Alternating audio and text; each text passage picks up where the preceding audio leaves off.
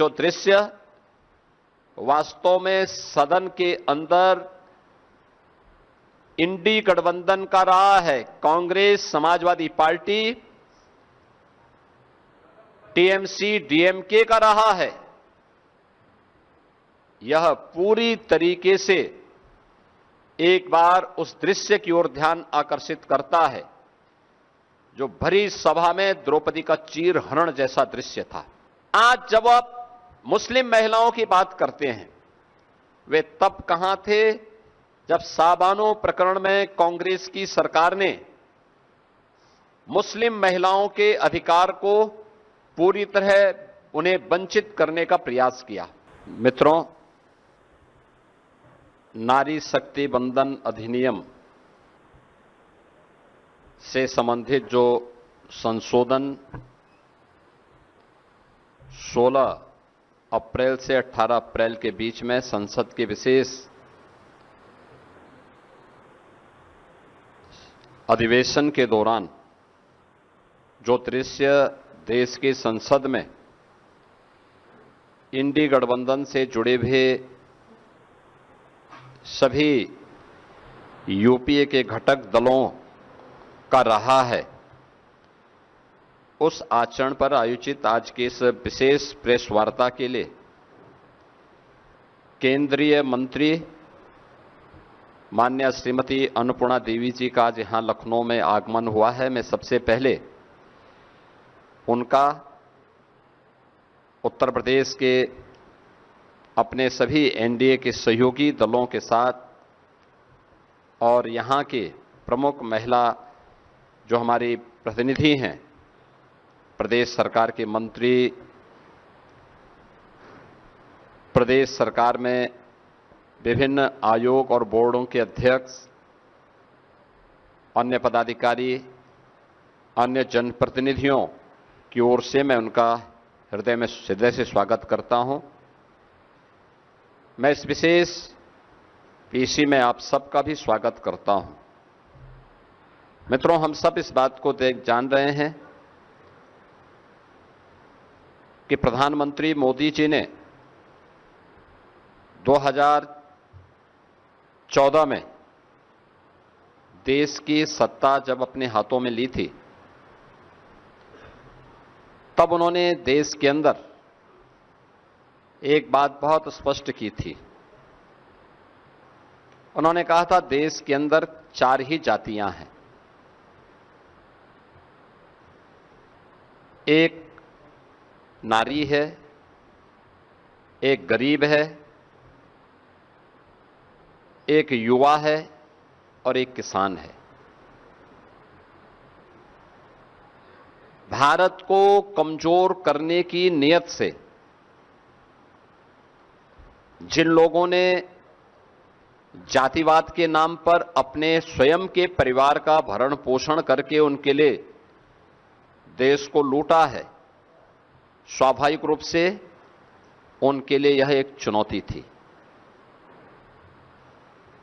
और चेतावनी भी। और इसीलिए उन्होंने हमेशा किसी भी ऐसे प्रोग्रेसिव कदम का जो प्रधानमंत्री मोदी जी के नेतृत्व में जब भी उठा है, कांग्रेस और उसके जितने भी पार्टनर हैं, उन सब ने हमेशा उस प्रोग्रेसिव सोच को और देश के हित के लिए उठाए जाने वाले कदम का विरोध करते रहे। आज के जो पीसी है, यह विशेष रूप से नारी शक्ति वंदन अधिनियम के दृश्य से क्या कुछ हुआ और पब्लिक रिएक्शन क्या है, इसके बारे में आहूत की गई है। मित्रों, हम कह सकते हैं आधी आबादी के मन में विपक्ष के इस नारी विरोधी आचरण के बारे में भारी आक्रोश है और वह आक्रोश कांग्रेस और इंडी गठबंधन के सहयोगी दल Samajwadi party, RJD, TMC, DMK और अन्य उन दलों का जो इस पाप में भागीदार थे, उनके प्रति आधी आबादी के मन में यह आक्रोश आज देखने को मिल रहा है कि कैसे एक और प्रधानमंत्री जी के द्वारा उठाए जाने वाले एक एक समाज के, देश के हित में जो कदम उठाए गए हैं, उन कदमों में कैसे बैरियर के रूप में और उन कदमों को आगे बढ़ने से रोकने के लिए इंडी गठबंधन किस हद तक जाकर के षड्यंत्र करता है। 2023 में नारी शक्ति वंदन अधिनियम पारित हुआ था, लेकिन जब महिला संगठनों, सामाजिक संगठनों ने इस बात की मांग की कि यह अधिनियम 34 की बजाय 29 में लागू हो, तो उनकी मांग के अनुरूप प्रधानमंत्री जी ने सभी पक्षों से विचार विमर्श करने के उपरांत यूनियन गवर्नमेंट नारी शक्ति वंदन अधिनियम 2023 में आवश्यक संशोधन लेकर के आई। इसके लिए संसद का 16, 17, 18 को विशेष अधिवेशन भी हुआ। कुछ राज्यों ने इस बारे में मांग उठाई थी कि ऐसा न हो कि इसके माध्यम से उनके हक को कम कर दिया जाए। प्रधानमंत्री जी ने नारी शक्ति वंदन अधिनियम विधेयक 2023 में पारित करते समय तय किया था कि भाई किसी का हक नहीं छीना जाएगा। ये 33% आरक्षण जो हम अपनी माताओं बहनों को उपलब्ध करवा रहे हैं, इसके लिए इतनी अतिरिक्त सीट हम लोकसभा में और विधानसभा में बढ़ाएंगे।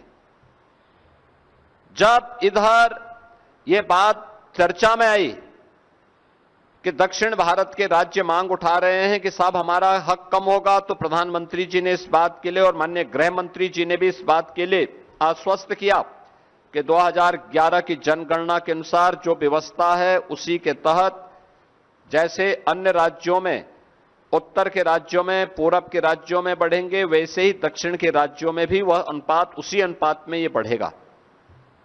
हक किसी का कम नहीं होना है, केवल एक ही इच्छा है कि सारा सदन मिलकर के भारत की नारी को सुरक्षा, सम्मान और स्वावलंबन के प्रतीक नारी शक्ति वंदन अधिनियम को इस संशोधन के साथ पारित करके 2029 में उनका अधिकार दे दे। लेकिन जो दृश्य वास्तव में सदन के अंदर इंडी गठबंधन का रहा है, Congress, Samajwadi party, TMC, DMK का रहा है, यह पूरी तरीके से एक बार उस दृश्य की ओर ध्यान आकर्षित करता है जो भरी सभा में द्रौपदी का चीर हरण जैसा दृश्य था। किस प्रकार की टिप्पणी और गैर जिम्मेदाराना टिप्पणियां विपक्ष के द्वारा की गई और किस प्रकार का आचरण किया गया, यह किसी से छुपा हुआ नहीं है। और इसीलिए मैं आज के इस माध्यम से बताना चाहता हूं कि इन सब आश्वासनों के बावजूद सर्वसम्मति से कार्य होता तो स्वाभाविक रूप से पूरे सदन को इसका श्रेय मिलता, नारी को उसका सम्मान, उनकी सुरक्षा और स्वावलंबन के लिए जो कदम उठाए जा रहे थे यह हक मिलता जो उसका स्वाभाविक अधिकार है। लेकिन इसमें जो बातें की गई, लोगों ने ऐसे मुद्दों को लाने का प्रयास किया, जैसे समाजवादी पार्टी ने उसमें मुद्दा छेड़ा कि इसमें मुस्लिम महिलाओं को आरक्षण क्यों नहीं मिल पा रहा है। देखो, ये संविधान की दुहाई देते हैं, लेकिन बाबा साहब भीमराव अंबेडकर की भावनाओं की प्रतिकूल आचरण इनका यहां पर भी देखने को मिला। याद करिए जब भारत का संविधान निर्माण हो रहा था, उस समय संविधान निर्माण होते समय भी धर्म के आधार पर आरक्षण देने की मांग उठी थी।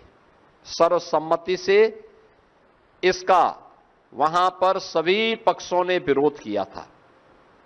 बाबा साहब भीमराव अंबेडकर ने इस पर बहुत तीखी टिप्पणी लिखी थी कि एक बार विभाजन हो गया है, भारत दूसरे विभाजन के लिए तैयार नहीं हो सकता। लोह पुरुष सरदार वल्लभ भाई पटेल ने विरोध किया। उस समय के संविधान निर्माण समिति से जुड़े हुए सभी सदस्यों ने इसका पुरजोर विरोध किया, लेकिन समाजवादी पार्टी और उनके जो अन्य सहयोगी हैं कांग्रेस की उस रणनीति में, मैं पूछना चाहता हूं कांग्रेस से, समाजवादी पार्टी से, कि महिला आरक्षण से जुड़ा हुआ यह मुद्दा जो नारी शक्ति बंधन अधिनियम के माध्यम से पारित हुआ था, इसमें पुरुष का हक नहीं मारा जा रहा था, लेकिन महिला सशक्तिकरण के लिए एक बहुत ही प्रोग्रेसिव सोच के साथ यह कदम उठाया गया था। आज जब आप मुस्लिम महिलाओं की बात करते हैं, वे तब कहां थे जब साबानो प्रकरण में कांग्रेस की सरकार ने मुस्लिम महिलाओं के अधिकार को पूरी तरह उन्हें वंचित करने का प्रयास किया। याद करिए, ये इंडी गठबंधन है। जब प्रधानमंत्री मोदी जी ने साबानो प्रकरण में कांग्रेस के इस पाप का परिमार्जन करने का कार्य किया था और उस समय प्रधानमंत्री जी ने देश के अंदर ट्रिपल तलाक पर पूरी तरह प्रतिबंध लगाया। भारत का कानून शादी ब्याह के लिए भारत के प्रत्येक नागरिक पर समान रूप से लागू होगा। तब ट्रिपल तलाक के खिलाफ बनाए गए कानून का भी कांग्रेस और इंडी गठबंधन के जितने भी अन्य सहयोगी हैं, समाजवादी पार्टी, टीएमसी, डीएमके, इन सब ने तब भी विरोध किया था। यह इनका दोहरे आचरण को प्रदर्शित करता है। ऐसा नहीं कि इन लोगों को देश के अंदर सत्ता में रहने का अधिकार न प्राप्त हुआ हो। आज जो लोग महिलाओं के हक की बात की दुहाई देते हैं, उनसे पूछा जाना चाहिए, कांग्रेस और इंडी गठबंधन को देश के अंदर सबसे अधिक समय तक शासन करने का अवसर प्राप्त हुआ, सबसे अधिक समय तक। लेकिन जिन चार जातियों का उल्लेख प्रधानमंत्री मोदी जी ने किया, नारी के लिए भारत की आधी आबादी, गरीब के लिए, अन्नदाता किसान के लिए और युवा के लिए, कोई भी अच्छी सोच, अच्छे प्रोग्राम, प्रोग्रेसिव सोच को कभी भी इंडी गठबंधन कभी भी आगे नहीं बढ़ा पाया, कभी नहीं आगे बढ़ाया। प्रधानमंत्री मोदी जी जब देश के अंदर 2014 में उन्होंने सत्ता संभाली थी, इसके बाद उन्होंने प्रत्येक तबके के लिए जो कार्य आगे बढ़ाए, बिना भेदभाव के, स्लोगन व्यक्ति, जाति, मत और मजहब नहीं था, क्षेत्र और भाषा नहीं थी, मुद्दा था सबका साथ, सबका विकास, सबका प्रयास और सबका विश्वास। इस सब को लेकर के एक साथ चलने की बात थी। सर्वे भवन्तु सुखिनः, सर्वे सन्तु निरामया, इस भाव के साथ उन्होंने अपने कदम को आगे बढ़ाया। नारी शक्ति के लिए किए जाने वाले प्रयास में याद करिए, बेटी बचाओ बेटी पढ़ाओ का पहला प्रस्ताव पारित करते हैं। बेटी की रक्षा होगी, भ्रूण हत्या नहीं होगी, लिंगानुपात अगर कहीं विषम है उसको सही करेंगे। देश के अंदर उन्होंने इसको लागू किया। मातृवंदना योजना मातृत्व रक्षा के साथ जोड़ने का कार्य किया।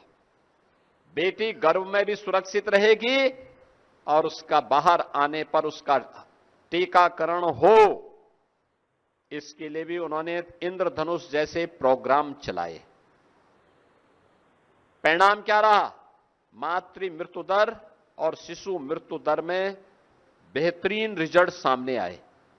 ये कदम प्रधानमंत्री जी के द्वारा उठाए गए उन कदमों का हिस्सा है। बेटी को शिक्षा में अधिकार मिलना चाहिए। जब डबल इंजन की सरकार उत्तर प्रदेश में आई, हम लोगों ने मुख्यमंत्री कन्या सुमंगला योजना चलाई। बेटी पैदा होने के साथ ही उसके नाम पर एक निश्चित धनराशि उसके अकाउंट में जाती है। बेटी 1 वर्ष की होगी, सभी प्रकार के टीकाओं से आच्छादित है, एक निश्चित राशि उसके अकाउंट में जाती है। बेटी पहली क्लास 5 वर्ष की होगी और पहली क्लास में जाएगी, रजिस्ट्रेशन के साथ ही वह निश्चित धनराशि उसके अकाउंट में चली जाती है। बेटी 5वीं पास करके 6ठी में जाएगी, रजिस्ट्रेशन के साथ ही एक निश्चित धनराशि उसके अकाउंट में जाती है।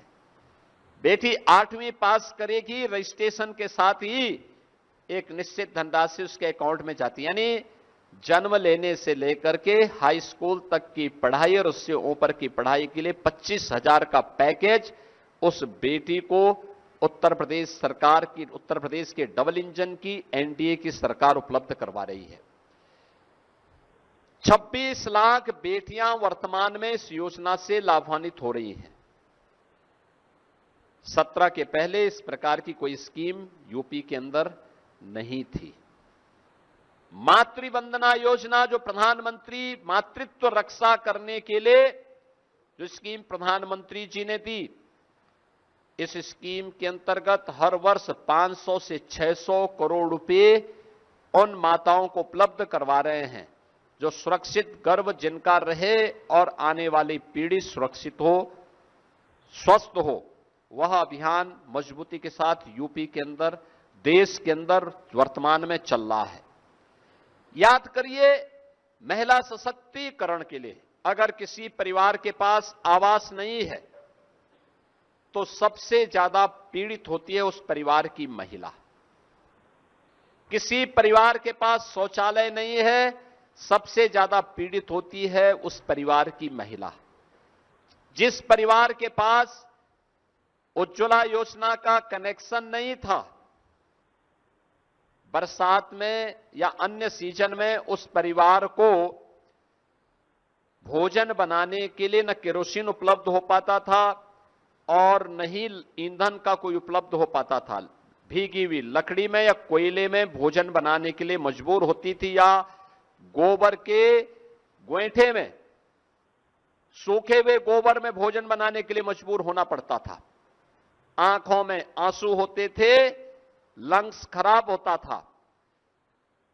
पहली बार हुआ देश के अंदर 12 करोड़ परिवारों के लिए एक एक शौचालय बना। इस शौचालय स्वच्छता का तो मानक तय किया ही, नारी गरिमा की रक्षा भी इस शौचालय ने की है प्रधानमंत्री मोदी जी के कारण। तमाम संक्रामक बीमारियां होती थीं, इंसेफ्लाइटिस उनमें से एक है। स्वच्छ भारत मिशन के कारण आज उस बीमारी को हम नियंत्रित करने में सफल हुए।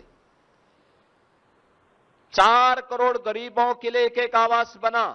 हर नारी अपने बच्चों को और अपने परिवार को एक सुरक्षित छत देने में सफल हो सकती है। यह प्रधानमंत्री आवास योजना के माध्यम से आज देखने को मिला है। उत्तर प्रदेश में 65 लाख लोगों को इस सुविधा का लाभ प्राप्त हुआ। 65 लाख गरीब परिवारों को इस सुविधा का लाभ प्राप्त हुआ है। इसी प्रकार से अगर आप देखेंगे, उज्ज्वला योजना में कनेक्शन, देश के अंदर 11 करोड़ परिवार इस योजना का लाभान्वित हुए हैं। और उत्तर प्रदेश के अंदर, देश के अंदर 11 करोड़, उत्तर प्रदेश के अंदर 1 करोड़ 90 लाख परिवार इस योजना से लाभान्वित हुए हैं। यानी लंग्स की बीमारी से भी मुक्ति, किसी भी सीजन में एलपीजी की समस्या नहीं होगी, इसकी भी गारंटी ये मोदी की गारंटी के तहत उन्हें उपलब्ध हो पाई। ऐसे ही घरौनी स्कीम के अंतर्गत जिस घर में जहां पे किसी गरीब का घर ग्रामीण क्षेत्र में बनता था, वहां पे लगभग 95 से 98% लैंड एक ग्राम की आबादी की लैंड होती थी। किसी गरीब का घर उजड़ता था, दोबारा मकान नहीं बनाने दिया जाता था। दबंग लोग उस पे हावी होते थे। पहली बार भारत के इतिहास में हुआ है जब 3 करोड़ परिवारों को ग्रामीण अभिलेख, घर के अभिलेख उपलब्ध हुए हैं। उनमें से 1 करोड़ से ज्यादा लोगों को अकेले उत्तर प्रदेश के अंदर अभिलेख प्राप्त हुए प्रधानमंत्री मोदी जी के कारण। और ये जितने भी घरौनी दिए गए हैं, ये घर की महिला सदस्य के नाम पर दिए गए हैं। याद करिए, देश के अंदर 50 करोड़ लोग आयुष्मान भारत की सुविधा का लाभ प्राप्त कर रहे हैं। उत्तर प्रदेश में 10 करोड़ लोग सीधे सीधे इस योजना का लाभ प्राप्त कर रहे हैं। यानी उत्तर प्रदेश आयुष्मान भारत में 5 लाख रुपए की स्वास्थ्य बीमा का कवर। परिवार में कोई बीमार होता था, प्रताड़ित और पीड़ित महिला होती थी, लेकिन वो बेचारी जैसे तैसे कर्जा लेकर के या अपना जेवर गिरवी रख करके पहले की सरकारों में वह उपचार अपने परिवार के सदस्यों की कराती थी। आज 5 लाख का आयुष्मान भारत की गारंटी उसको मोदी जी की गारंटी के रूप में उपचार के लिए उपलब्ध हुआ है। ऐसे बेसिक शिक्षा परिषद में यूपी के अंदर 1 करोड़ 90 लाख बच्चों को 2 uniform, bag, book, shoes, socks, sweater, ये सभी उपलब्ध करवाने का कार्य डबल इंजन की सरकार उन्हें उपलब्ध करवा रही है। बेटी शादी योग्य हो गई है। मुख्यमंत्री सामूहिक विवाह योजना में बेटी की शादी के लिए 1 लाख रुपए देंगे। अब तक हम 6 लाख से अधिक बेटियों की शादी इस स्कीम के अंतर्गत कर चुके हैं। निराश्रित महिला पेंशन, वृद्धजनों के लिए, दिव्यांग जनों के लिए मिलने वाली पेंशन, किसी परिवार में दुर्भाग्य से कोई महिला निराश्रित हो जाती है, कोई महिला निराश्रित हो जाती है, बुजुर्ग हो जाती है, कोई पुरसा हाल नहीं था। आज मुझे बताते हुए प्रसन्नता है कि डबल इंजन की सरकार 1 करोड़ 6 लाख से अधिक निराश्रित महिलाओं, वृद्धजनों और दिव्यांग जनों को 12,000 रुपए सालाना पेंशन की सुविधा का लाभ उपलब्ध करवा रही है। यानी ये कदम वे हैं जो डबल इंजन सरकार के द्वारा उठाए गए वे कदम थे नारी गरिमा के लिए, नारी सुरक्षा के लिए, नारी सम्मान के लिए। उत्तर प्रदेश के अंदर पिछले 9 वर्ष के अंदर हम लोगों ने 9 लाख से अधिक सरकारी नौकरी उपलब्ध कराई है, जिनमें लगभग 1.25 लाख केवल बेटियां भर्ती हुई हैं। यूपी पुलिस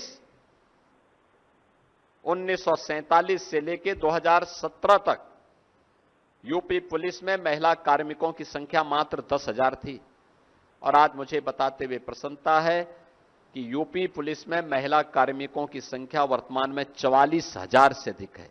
ये संख्या बताती है महिला सुरक्षा, महिला सम्मान और महिला स्वावलंबन के लिए उठाए गए कदम। एसएचजी के माध्यम से प्रदेश में 1 करोड़ से अधिक महिलाएं आज आर्थिक स्वावलंबन के साथ जुड़ी हुई हैं। लखपति दीदी के माध्यम से आज वे आर्थिक स्वावलंबन का लाभ ले रही हैं। वीसी सखी के माध्यम से आज वे आर्थिक स्वावलंबन के साथ जुड़ करके लोगों के लिए प्रेरणा बनी हुई है।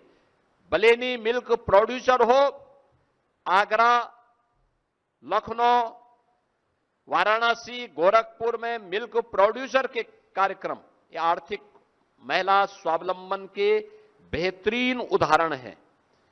ये चीजें दिखती हैं जब सरकार के द्वारा कोई इनिशिएटिव लिया जाता है तो उसके परिणाम भी सामने आते हैं, उसको उस रूप में आगे बढ़ाया जाता है। ओडीओपी स्कीम के अंतर्गत, 1 डिस्ट्रिक्ट 1 प्रोडक्ट स्कीम के अंतर्गत वर्तमान में 96 लाख एमएसएमई यूनिट यूपी के अंदर कार्य कर रहे हैं। ये 96 लाख एमएसएमई यूनिट में कार्य करने वाली आधी आबादी महिलाओं की है। यूपी में वर्तमान में 21,000 से अधिक स्टार्टअप काम कर रहे हैं। डबल इंजन सरकार के प्रयास का परिणाम है कि आधे से अधिक स्टार्टअप हमारी नारी शक्ति के द्वारा संचालित है। पिछले 11-12 वर्ष में प्रधानमंत्री मोदी जी के नेतृत्व में कौन ऐसा सेक्टर है जिसमें महिलाओं को नेतृत्व न मिला हो? शिक्षा, स्वास्थ्य, एग्रीकल्चर, डिफेंस और जीवन के टेक्नोलॉजी का क्षेत्र हो, हर एक सेक्टर में आज ये संख्या है। और पहली बार हुआ है भारत के अंदर आजादी के बाद पहले आम चुनाव से लेकर अब तक भारत की संसद में महिला जनप्रतिनिधियों की संख्या सबसे अधिक है। यह संख्या वर्तमान में लगभग 15% है। 78 महिला एमपी वर्तमान में देश की संसद में है, लेकिन इस संख्या को 33 और 50% तक पहुंचाने के लिए प्रधानमंत्री मोदी जी की एक अभिनव जो प्रयास था, उस प्रयास में बैरियर बना है इंडी गठबंधन, Congress, Samajwadi party, RJD, TMC, DMK. मित्रों, इन दलों के पास अपने पाप के परिमार्जन का एक अवसर था। उत्तर प्रदेश में समाजवादी पार्टी को आप जब नाम लेते हैं तो यहां तो पहले से ही चर्चा होती है, देख सपाई बिटिया घबराई। यानी स्टेट गेस्ट हाउस कांड, इनके पास अपने उस पाप को धोने का एक अवसर था। इनको इस अधिनियम को पारित करने में अपना योगदान देना चाहिए था, लेकिन दुर्भाग्य है कि लोग बैरियर बने रहे और बैरियर बनकर के बस होने नहीं देना है, होने नहीं देना है। यानी सब कुछ इनको और इनके परिवार को मिले, किसी नारी को ना मिले, किसी गरीब को ना मिले, किसी युवा को ना मिले, किसी किसान को ना मिले। इनकी यही युक्ति रहती है और उसके लिए इनके हमेशा से यही प्रयास चल रहे हैं और इसीलिए ये लोग संसद की कार्रवाई में हमेशा बाधक बनते हैं। आज के इस अवसर पर हम प्रधानमंत्री जी के इस प्रयास के लिए उनका अभिनंदन करते हैं। उनके प्रयासों के लिए बिना रुके, बिना डिगे, बिना थके, उनके नेतृत्व में देश जिस मजबूती के साथ आगे बढ़ रहा है और उसमें समाज के प्रत्येक तबके के लिए उन्होंने जो कार्य किए हैं और जो कदम बढ़ाए हैं, उत्तर प्रदेश आबादी का सबसे बड़ा राज्य होने के नाते पूरा उत्तर प्रदेश प्रधानमंत्री मोदी जी के साथ खड़ा है, उनका आभार व्यक्त करता है, उनका अभिनंदन करता है, उनके इस प्रयास की सराहना भी करता है। और इस अवसर पर उत्तर प्रदेश की नारी शक्ति के मन में जो आक्रोश है कांग्रेस और इंडी गठबंधन के प्रति, उनके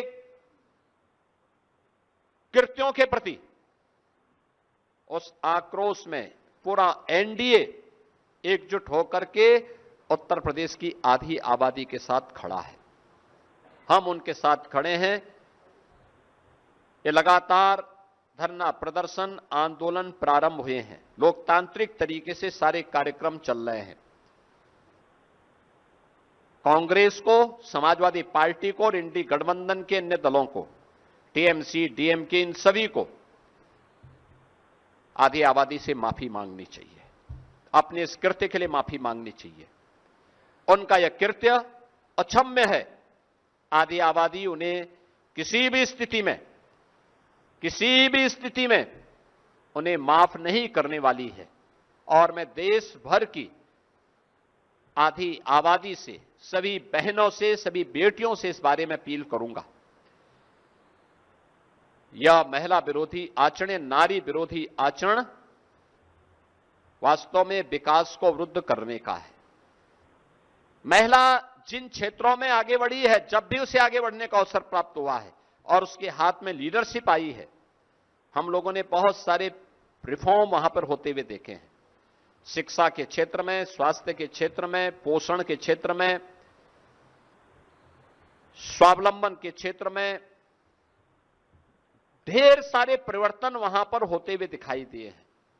बहुत सारे सेक्टर ऐसे हैं जहां पर वे बेहतरीन करती हैं, अच्छा परफॉर्म करती हैं। यूपी का एमएसएमई सेक्टर हमारी नारी सशक्तिकरण का एक बेहतरीन उदाहरण है।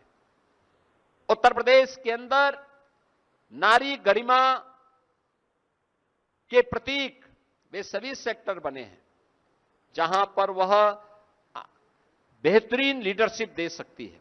और आज का यह अवसर उसी दृष्टि से अत्यंत महत्वपूर्ण है कि उनकी इस लीडरशिप को इंडी गठबंधन ने बाधित किया है, उसमें बैरियर बनी है। कांग्रेस और समाजवादी पार्टी और उनके अन्य सहयोगी दलों का यह कृत्य अक्षम्य है। भारत की नारी शक्ति कभी भी इसको स्वीकार नहीं करेगी, बर्दाश्त नहीं करेगी और इसके खिलाफ नारी शक्ति के द्वारा जो भी कदम उठाए जाएंगे, पूरा एनडीए गठबंधन उनके साथ खड़ा है। आज की इस प्रेस कॉन्फ्रेंस के माध्यम से हम सब इस बात के लिए उत्तर प्रदेश की अपनी सभी बहनों को, सभी बेटियों को इस बात के लिए आश्वस्त करते हैं कि उनके द्वारा जो भी कदम उठाए जाएंगे हम उनके साथ में कदम से कदम मिला करके चलेंगे और उन्हें हर प्रकार का सपोर्ट देंगे, संबल देंगे। मैं आज के इस अवसर पर, आज की इस विशेष प्रेस कॉन्फ्रेंस में आप सब आए, दिल्ली से अपने व्यस्ततम समय से निकाल करके यहां पर केंद्रीय महिला और बाल विकास विभाग मंत्रालय की मंत्री माननीय अन्नपूर्णा देवी जी यहां पर आई हैं। मैं उनका हृदय से स्वागत करता हूं और विश्वास दिलाता हूं कि कांग्रेस और उनके सहयोगियों की इस प्रकार के कृत्य के खिलाफ नारी शक्ति जो भी कदम उठाएगी, पूरा एनडीए गठबंधन जिसमें हमारे प्रदेश अध्यक्ष जी भी यहां पर आए हैं, अपना दल है, सुहेलदेव राजभर पार्टी, निषाद पार्टी, राष्ट्रीय लोक दल, ये सभी एनडीए के जितने भी हमारे सहयोगी हैं, सभी लोग आज यहां पर आए हैं। उत्तर प्रदेश सरकार की महिला और बाल विकास विभाग की मंत्री के साथ साथ हमारी महिला आयोग, महिला कल्याण निगम, महापौर जनप्रतिनिधि के रूप में, लखनऊ की जनप्रतिनिधि के रूप में श्रीमती जयदेवी जी, ये सभी लोग आज की इस प्रेस कॉन्फ्रेंस में यहां पर मौजूद हैं और इनके द्वारा जो भी आगे निर्णय लिया जाएगा, पूरे का पूरा एनडीए गठबंधन इनके साथ मिलकर के, उनके साथ कदम से कदम मिला करके नारी गरिमा की रक्षा करने के लिए पूरा सहयोग और अपना सपोर्ट करेगा। बहुत बहुत धन्यवाद जी।